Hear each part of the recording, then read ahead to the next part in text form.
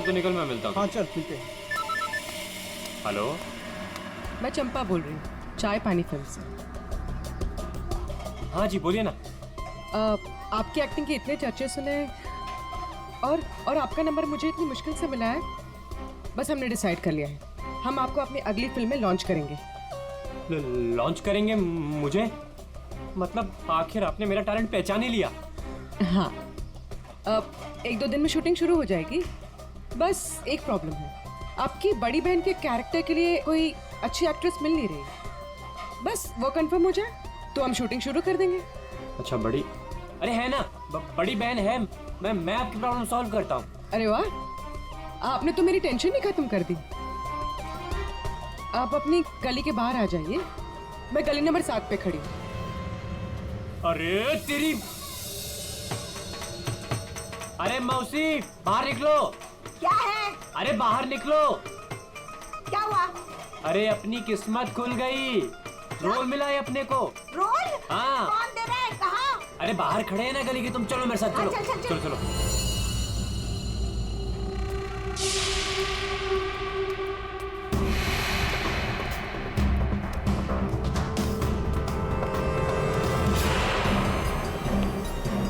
CID?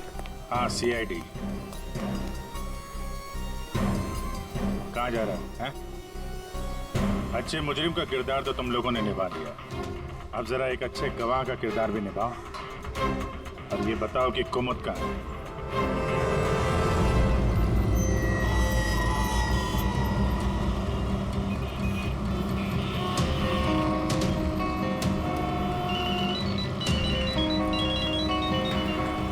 अरे तुम यहाँ, मैंने ध्यान ही नहीं दिया।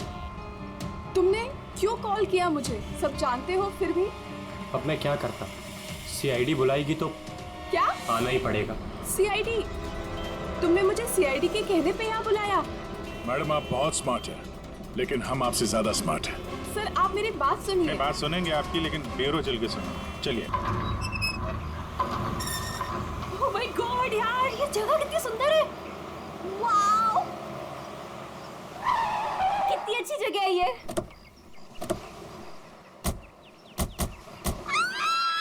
यहाँ मैं और आयशा रहेंगे। वाओ, थैंक्स करण।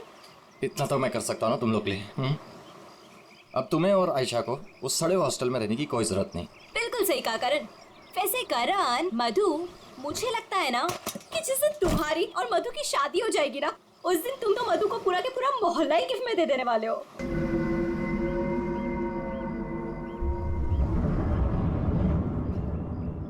लगता है सामने वाले घर में कोई रहता है।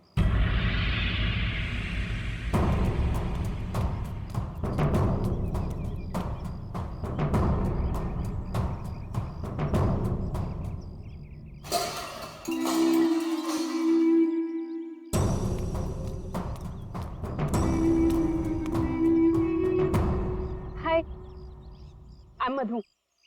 ये आयशा, हम आपके पड़ोसी हैं। हाय। और आप? मैं सामने के घर में रहता हूँ अपनी माँ के साथ। मेरा नाम विनय है और वो खाना अच्छा बनाती है। अब वो कौन? मेरी माँ खाना अच्छा बनाती है। तुम कौन हो? मैं करण हूँ, मधु का boyfriend. Boyfriend? Boyfriend girlfriend boyfriend? गलत बात है। नहीं नहीं नहीं, माँ ने कहा है बॉयफ्रेंड गर्लफ्रेंड, गलत बात है। विनय,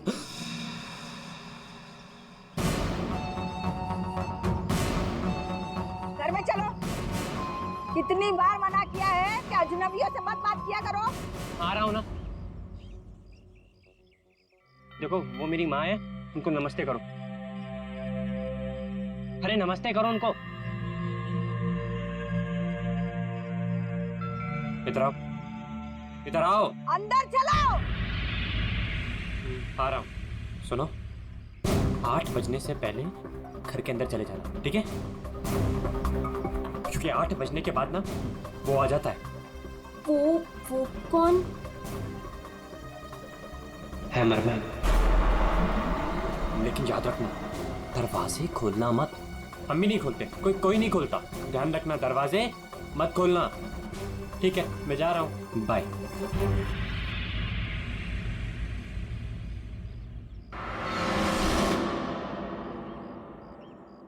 दिमाग खराब है इसका यार। इसकी माँ से बांध कर क्यों नहीं रखती है? क्योंकि उसकी माँ भी तो उसकी तरह अजीब ही है एक्चुअली। चलो सामान रखते हैं। यू आर ऑलराइट ना? या आई एम फाइन।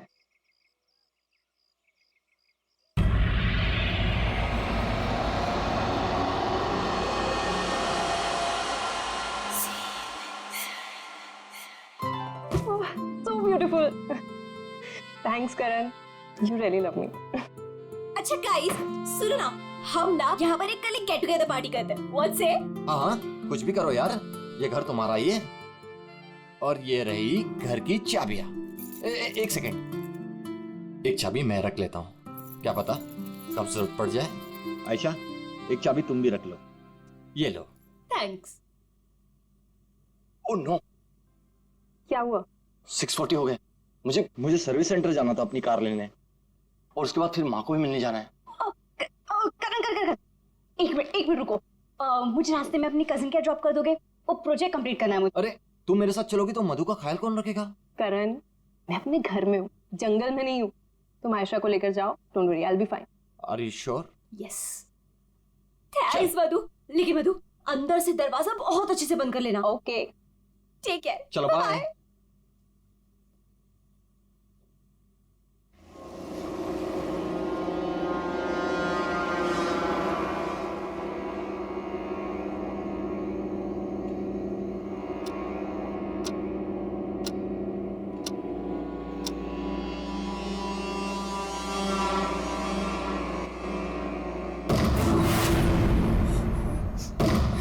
कौन है?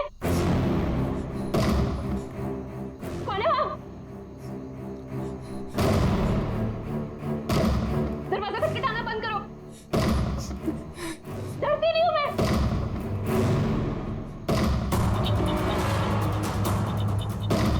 क्या करूँ? करण को फोन कर।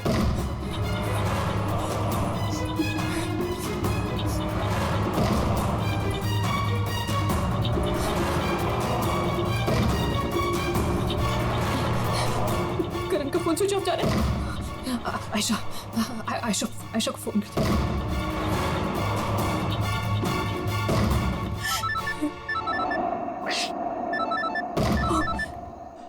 अब क्या करूं? अंधेरा करती हूँ।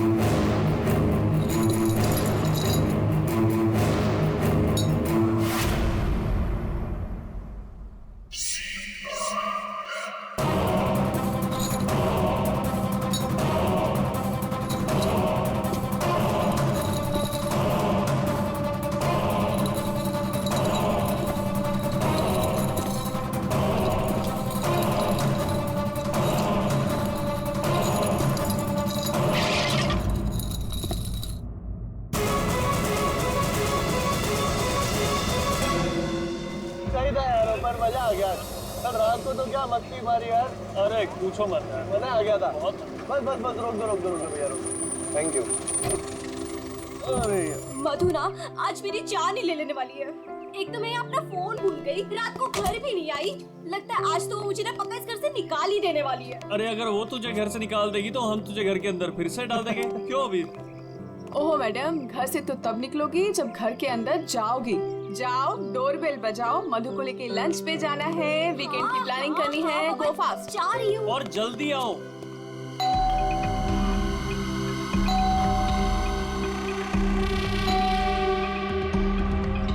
लगता है ना मैडम अभी तक सो रही है, दरवाजा ही नहीं खोल रही है। आयशा, तेरे पास इस घर की एक्स्ट्रा चाबी है ना? हाँ है। तो उस चाबी का क्या अचार डालेगी? जब चाबी है तो गेट खोलना, डोरबेल क्यों बजा रही है? हाँ मैं भी ना खोल। पागल हूँ।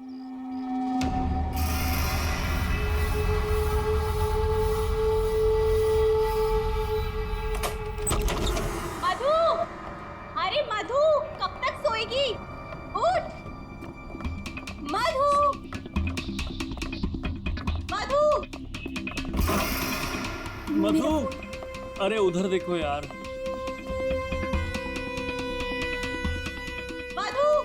मधु बाथरूम में भी नहीं है। अरे वो तो बाहर भी नहीं है यार। यार ये मधु कहाँ चली गई है? मुझे बहुत टेंशन हो रही है, वो ठीक तो होगी ना? मधु, मधु, मधु, मधु।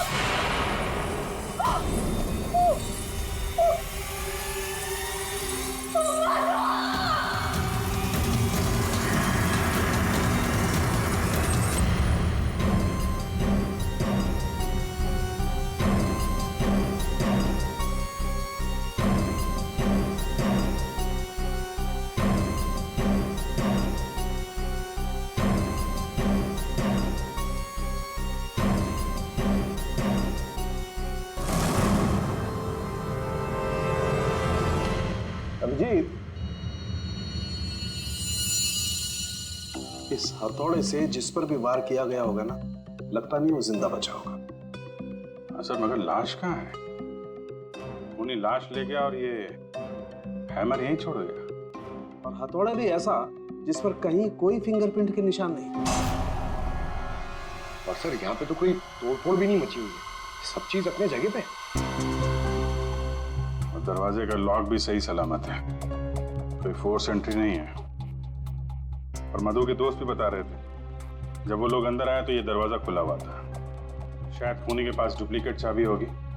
दरवाजा खोल के अंदर आया, मधु के सिर पे हथौड़ा मारा और गायब। मगर यहाँ खून के छींटे भी नहीं दिख रहे। हथौड़ा मारा तो खून तो बहना चाहिए ना? शायद खून साफ कर दिया होगा। सिर्फ मधु ही यहाँ पे थी या कोई और भी था? नहीं सर, मधु इस घर में अकेली थी। इस घर की चाबी और किस किस के पास रहती है? सर, ये सवाल आपको करण से पूछना चाहिए सर। क्यों? करण से ही क्यों? करण ने ये घर आयशा और मधु के लिए लिया था, तो सर एक चाबी करण के पास भी थी। मधु और आयशा के लिए करण ने घर लिया था, क्यों? मधु करण की गर्लफ्रेंड थी सर। कल रात आयशा तुम कहाँ थी? सर वो कल रात मैं अपने कजिन को मिलने गई थी। वापस आना था तो लगेज यही छोड़कर गई थी, पर लेट हो गया था, सोचा कॉल कर मधु को सब बता दूं। पर अपना फोन भी यही भूल गई थी sir.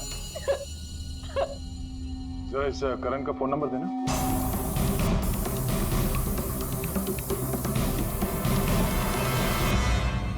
Sir of.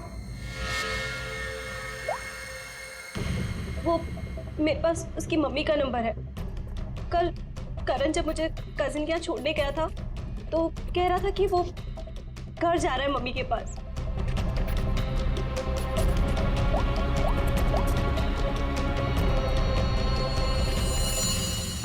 Hello aunty, करण है? कल रात को आया था क्या वो?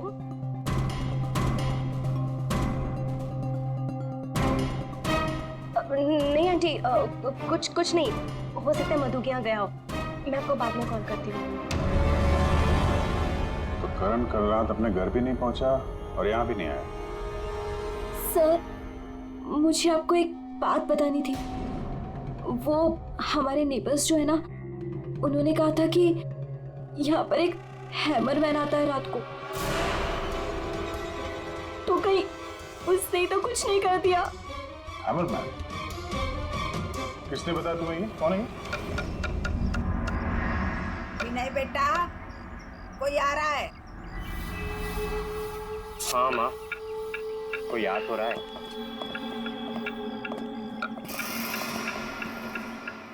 सब्जी काट रही है या लकड़ी काट रही है? काट वहाँ रही है, आवाज यहाँ तक आ रही है। रमोला जी, आपने कल इनसे हैमरमैन के बारे में कुछ बोला था क्या? आप ऑफिसर है, उस घर में कुछ हुआ है क्या? जी हम लोग सीआईडी से। उस घर में क्या हुआ ये बाद में बताएंगे। पहले आप लोग ये बताइए, हैमरमैन कौन है? क्या बता रखा है इन लोगों को आपने? नहीं है वो सच में। रोज शाम को आता है और हैमर से दरवाजे और खिड़कियों पे ठोकता है। आप देखिए ना, वो उधर निशान बने। कल भी आया था रात को 8:30 बजे। सामने के घर में ठोक रहा था। इसीलिए मैंने पूछा कि उस घर में कुछ हुआ है क्या? आपने हैमरमैन को देखा? देखा है। आपने हैमरमैन का चेहरा देखा? हाँ देखा है। कैसे दिखता है वो मास्क पहनता है।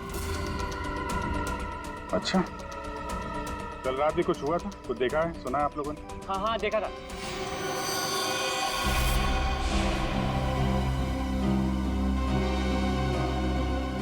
दमोला जी, अभी आंख दिखाने से कोई फायदा नहीं। बोलो, क्या देखा था तुमने? कल रात 8:30 बजे मैंने खिड़की से देखा कि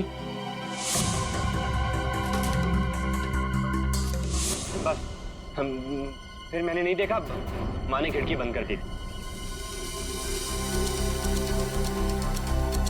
एक आदमी और एक औरत। वो आदमी तो करण हो सकता है। और सर वो औरत? करण की कोई साथी?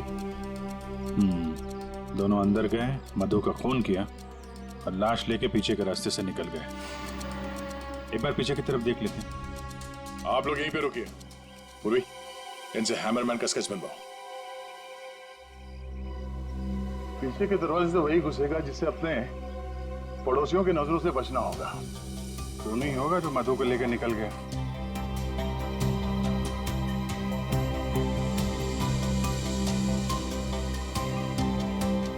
ऐसे कैसे हो सकता है कि कोई भी निशान नहीं छोड़ा? मधु को मार करके लेके गया तो भी कुछ ना कुछ तो छोड़ा होगा कोई।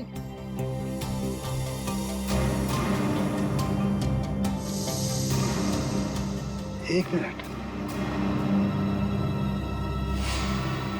ठीक है।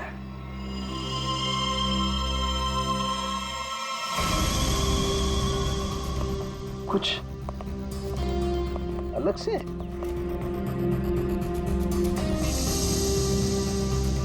नहीं, मिट्टी यहाँ पे?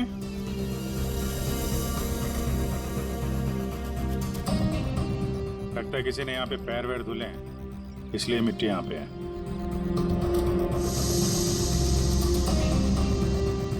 अभिजीत, ये मिट्टी में जो है ये बहुत खास है। ये देखो, इस मिट्टी में एल्गी है। शैवाल? शैवाल एक तरीके की काई होती है, और ये काई यहाँ की मिट्टी में नहीं हो सकती। ये तो ऐसी मिट्टी में होगी जो पानी वाली जगह होगी, कोई तालाब, कोई झील, कुछ ऐसा। झील, तालाब? ये तालाब है जो मधु के घर से सबसे नजदीक।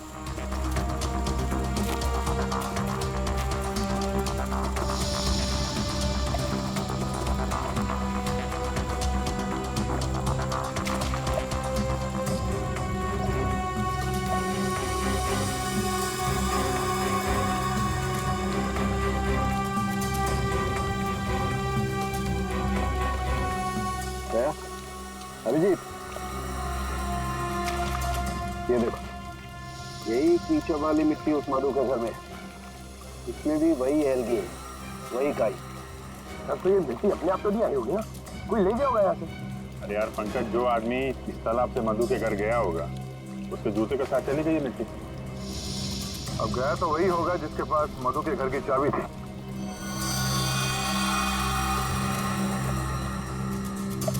पर कौन गया होगा? अब चाहे वो हैमरमैन हो या फिर कोई और। हैमरमैन? ये हैमरमैन ने किया है क्या? काम तो उसी का ही लग रहा है। हाँ।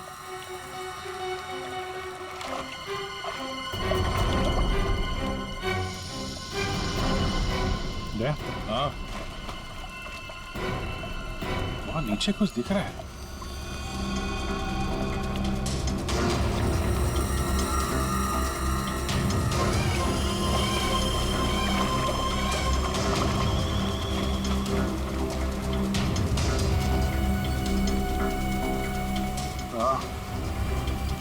कुछ है तो सही वहां पर।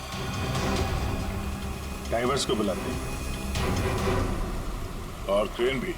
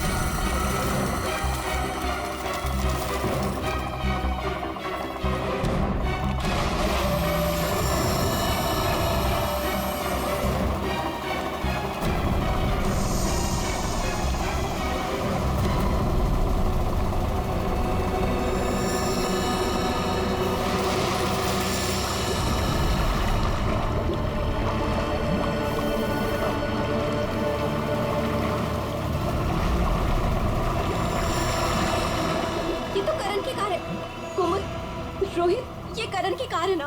दिखेगा। हो सकता है हैमरमैन लेकर आया हो। करण की कार का नंबर और इस कार का नंबर दोनों सेम है।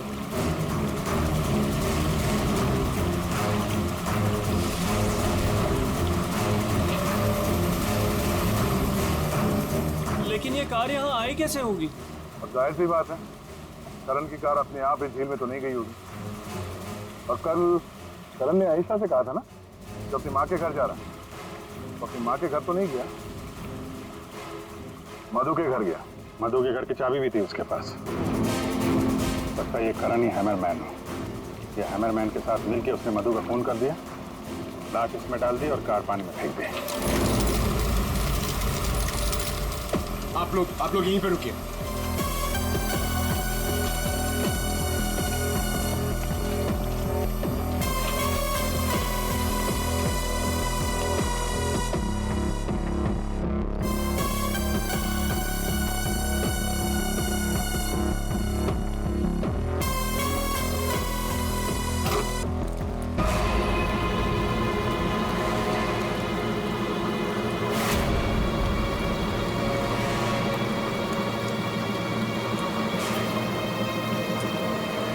ये तो करण है।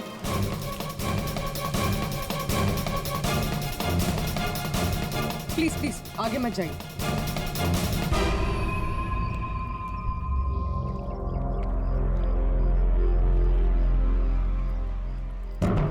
खोपड़ी बुरी तरह से टूट गई है।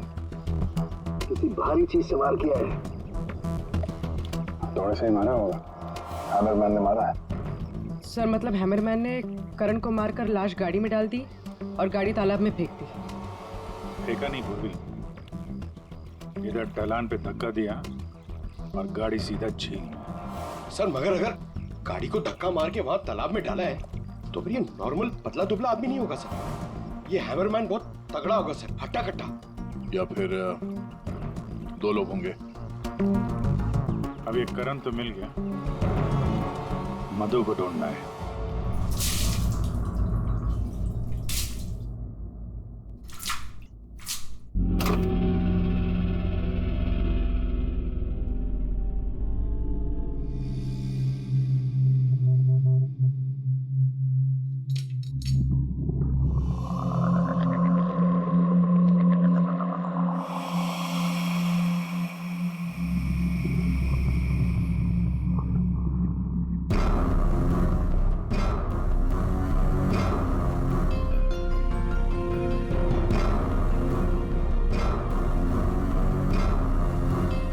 कपड़े का टुकड़ा।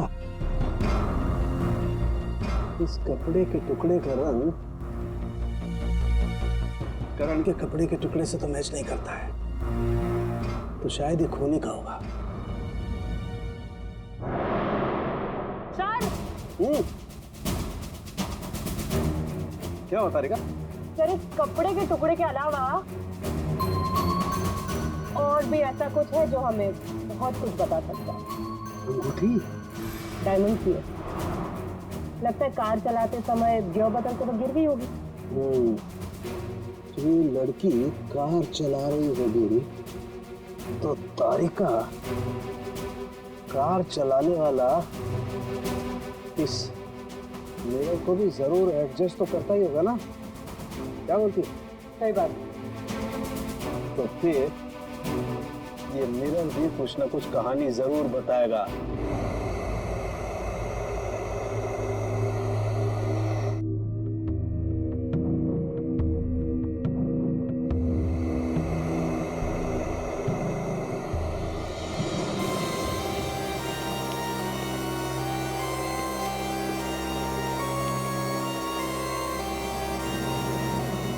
शीशे के बाल सुखा रहे हैं क्या? पूरा शीशा सुखा रहा हूं। जब ये सूख जाएगा ना बहुत कुछ बोलेगा, लेकिन फिलहाल ये करण ने और अंगूठी ने जो बोला है वो सुन लीजिए। इस हथौड़े पर जो खून लगा है ना, बस ये करण के खून से मैच होता है। मधु के घर में करण की ही हत्या हुई। और सर ये हीरे की अंगूठी मिली हमें उस गाड़ी में से, ड्राइवर सीट के नीचे पैरों के पास। ये अंगूठी? ये तो मधु की है। हाँ सर, हमने मधु के घर से उसके कुछ फोटोग्राफ्स लिए थे, उसमें मधु ने यही अंगूठी पहन रखी। इसका मतलब वो कार जेल तक मधु चला कर लाई और इसीलिए वो अंगूठी कार में गिर गई। तो क्या करण का खून मधु ने किया? नहीं दिया, मुझे नहीं लगता। ये चक्कर कुछ और ही है। अगर ये अंगूठी मधु रेगुलरली पहना करती थी तो इतने आसानी से उंगलियों से निकलेगी ही नहीं ना। वो गिरेगी ही कैसे? वो तो जरूर वहां पर जानबूझकर डाली गई थी ताकि सारा शक मधु पर जाए और हम मधु के आसपास ही घूमते रहे। और सर मधु का भी अभी तक कुछ अता पता है नहीं। लो भाई, इस शीशे ने भी मुंह खोल दिया है। ये देखिए, इस पर बहुत सारी उंगलियों के निशान हैं। मधु यहाँ पर है नहीं, वरना उसकी उंगलियों से मैच करके देखो। कोई बात नहीं सर, जब मधु मिल जाएगी तो मैच कर लेंगे। काम करते हैं, 7 बजे से लेकर 9 बजे तक ये करण कहाँ था इसके डिटेल्स निकालते हैं। अपने आप सब कुछ पता चल जाएगा। तो करण का सेलफोन डेटा जो हमें मिला उससे ये पता चलता है कि करण और आयशा 6:44 पर मधु के घर से निकले थे और उसके बाद 7:15 पर करण ने आयशा को ए ब्लॉक पालिन चौक ब्लू पार्क पे ड्रॉप किया था और वहां से करण को जाना था अपनी माँ के घर बराली, लेकिन वहां ना जाकर ये वापस मुड़ता है और मधु के घर की तरफ आता है और उसी रास्ते में 5 किलोमीटर तक जाने के बाद सर करीब 7:30 बजे जेसी मार्केट फुलवाड़ी में वो रुकता है और यहाँ पे एक और नंबर आके उससे मिलता है सर और ये नंबर करण के साथ करीबन 10 मिनट तक रहता है और उसके बाद वो नंबर गायब हो जाता है और वहां से करण मधु के घर पहुंचता है 8 बजे और 8:40 पर उसका फोन बंद हो जाता है। दूसरा नंबर किसका है जो करण से जेसी मार्केट में मिला था? सर रोहित का। रोहित, तुम करण का खून होने से पहले उससे मिले थे पूरे 10 मिनट के लिए, क्यों? सर मैं अपने दोस्त की मौत से बहुत ज्यादा डरा हुआ था सर, और मुझे समझ में ही नहीं आ रहा था कि मैं कैसे रिएक्ट करूं, क्या बोलूं। वो तो अचानक से उस दिन मैं उसे जेसी मार्केट में मिला, मैंने सडनली उसे वहां देखा। अरे करण! हे रोहित, कैसा है यार? कैसा है मेरा भाई? अरे तू यहाँ इस खिलौने की दुकान में क्या कर रहा है यार? तुझे यहाँ क्या जरूरत पड़ गई आने की? अरे बस ऐसे यार, किसी के लिए सरप्राइज ले रहा था और उसे सरप्राइज ही रहने दे। अच्छा सरप्राइज? चल यार, मुझे थोड़ी जल्दी है। कल मधु के इधर तू आ रहा है ना पार्टी में? हाँ कल आ रहा हूँ ना, लेकिन तू जा कहाँ रहा है? बस यार थोड़ा जल्दी में हूँ। अरे मैं तुझे छोड़ देता हूँ, चल। मेरी कार पार्क है यहाँ, तू कल मिल मुझे। अच्छा चल, सी यू, बाय। और मेरे लिए तो ये सरप्राइज की बात थी सर, क्योंकि मैं उससे 2 महीने बाद मिल रहा था। ठीक है, तुम जा सकते हो, लेकिन जब तक इस केस की तहकीकात पूरी नहीं होती तुम ये शहर छोड़कर कहीं नहीं जाओगे। जाओ।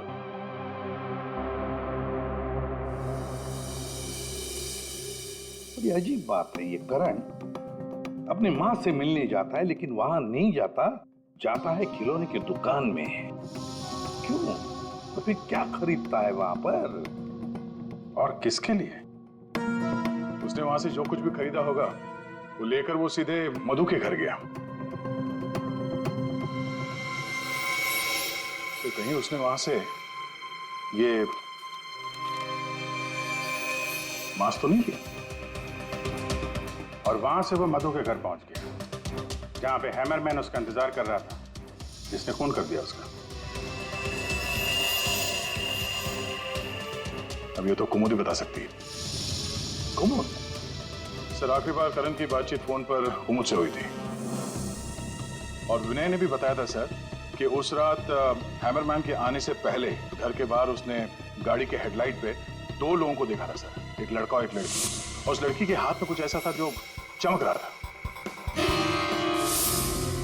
सर कुमुद के हाथ में भी एक ब्रेसलेट है, वही चमक रहा होगा। ये कुमुद और करण होंगे घर के बाहर।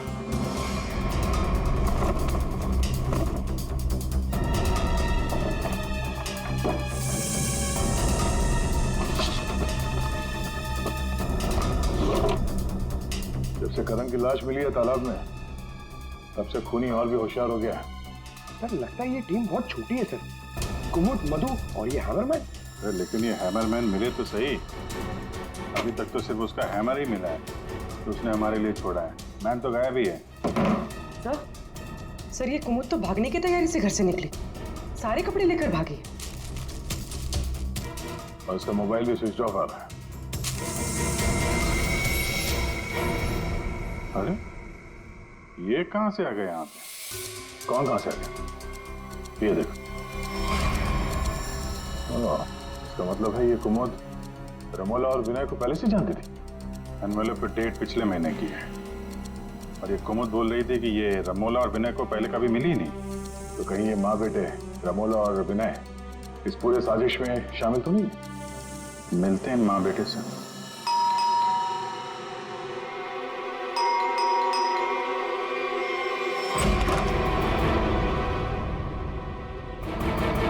पूरे पंकज घर की तलाशी लो, देखो कोई है क्या अंदर।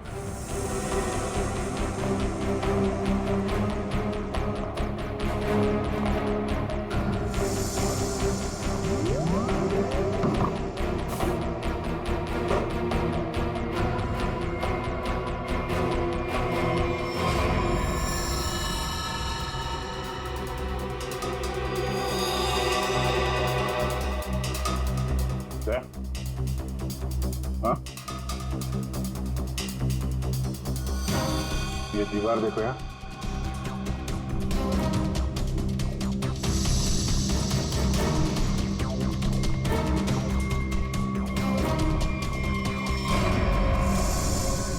पेट भी ताजा है।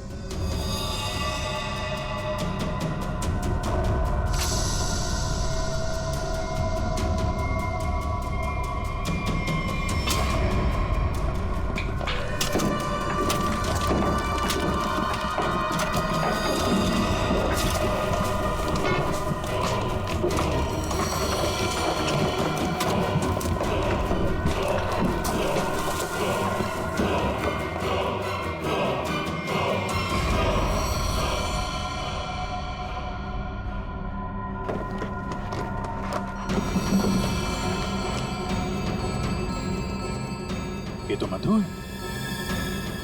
मार के गाड़ दिया दीवार के अंदर, इसीलिए हमें ये कहीं मिल नहीं रही थी।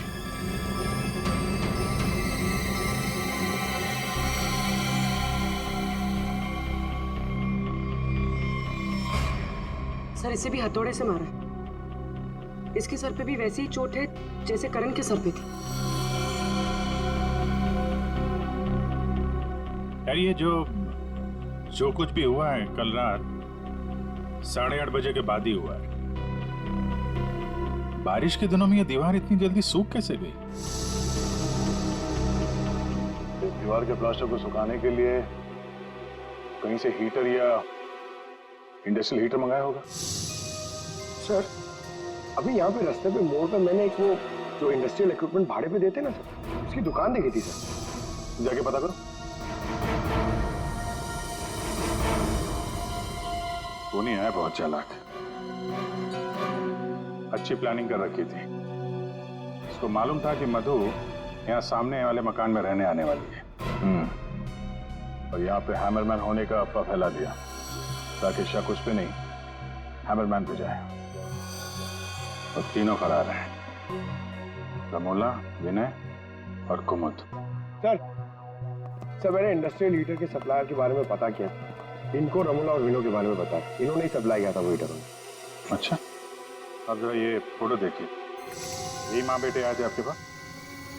हाँ सर, ये तो मेरे बहुत पुराने ग्राहक हैं। पुराने ग्राहक? जी सर, वो मेरे पड़ोस वाली दुकान से नाटक का सामान लेते थे भाड़े पर। और सर ये कोई किराएदार नहीं है, ना ही माँ बेटे, एक नंबर के फ्रॉड हैं, फ्रॉड। अपने आप को एक्टर बताते हैं सर। आपको पता है ये दोनों कहाँ रहते हैं? लेकिन इससे पहले कि हम बताएं, तुम हमें बताओ कि हुआ क्या था। मैं? मतलब ये कि आप और मधु एक नए घर में शिफ्ट होती है जहाँ पहले से ही कुछ गड़बड़ चल रही होती है। ऐसे में आप मधु को उस घर में छोड़कर अपने किसी कजिन के घर चली जाती हैं और तो और अपना मोबाइल फोन भी वहां रख के जाती है ताकि मधु तुमसे तो मदद न मांगे। अजीब है ना? सर, मधु मेरी बहन जैसी थी। उसके साथ कुछ गलत करने के बारे में मैं सोच भी नहीं सकती हूँ। अच्छा, बहन जैसी थी, बहन तो नहीं थी ना? हाँ?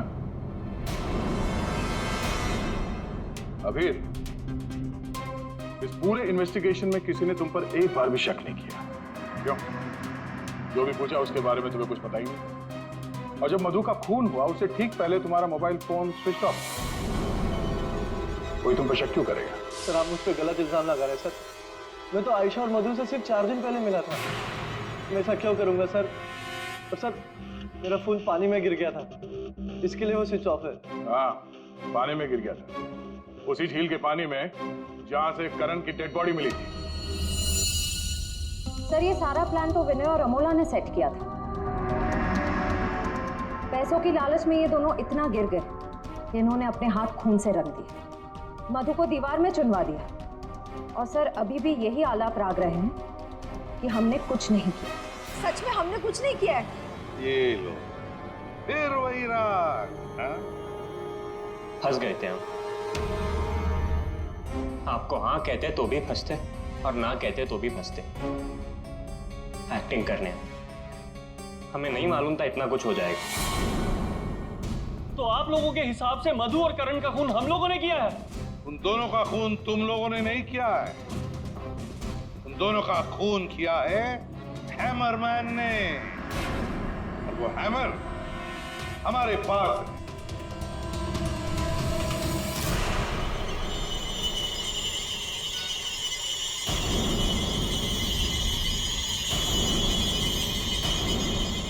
कुमुद, ये कहाँ थी? ये हैमर छुपाने गई थी, हमने ढूंढ निकाला, है ना? I'm sorry रोहित, मुझे माफ कर दो। तुमने मुझसे वादा किया था कि तुम मेरा नाम नहीं लोगे, मैं तुम्हें छोड़ूंगा।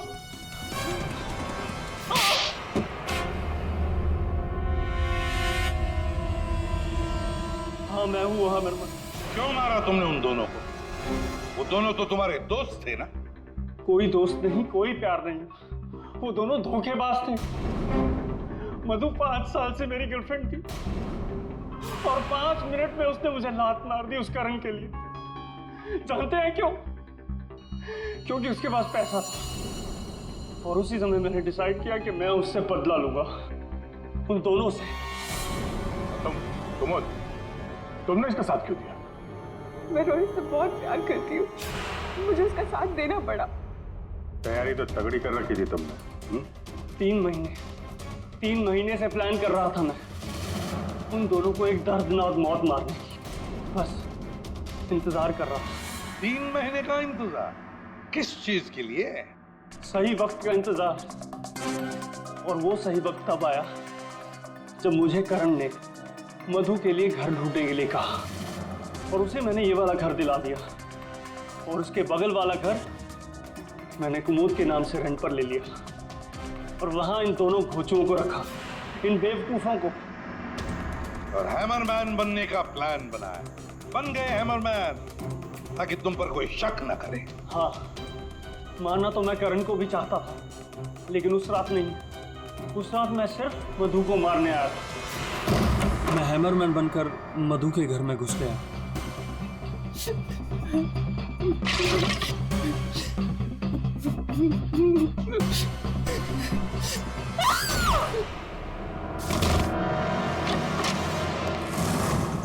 और मुझे इस बात का बिल्कुल भी अंदाजा नहीं था कि करण भी वहां पर आ जाएगा। वो मधु के साथ मजाक करने आया था, नकली हैमरमैन बनकर। उसने मास्क जब मैंने उसे मार दिया तब मुझे पता चला कि वो दरअसल करण ही था। मैंने कुमुद, रमोला और विनय की मदद से दोनों लाशों को ठिकाने लगा दिया। रोहित जी, ये हथौड़ा हमें ना भी मिलता ना तब भी तुम बच नहीं सकते थे, क्योंकि करण और मधु ने मरने के बाद भी हमें बताया कि खूनी तुम हो। रोहित, कुमुद, रमोला और विनय, तुम सबने मिलकर मधु और करण का खून किया है। अब जेल में बैठकर हैमरमैन की नई नई कहानियां सुनाते बैठना इन सबको, तब तक फांसी का ऑर्डर तो आ ही जाएगा।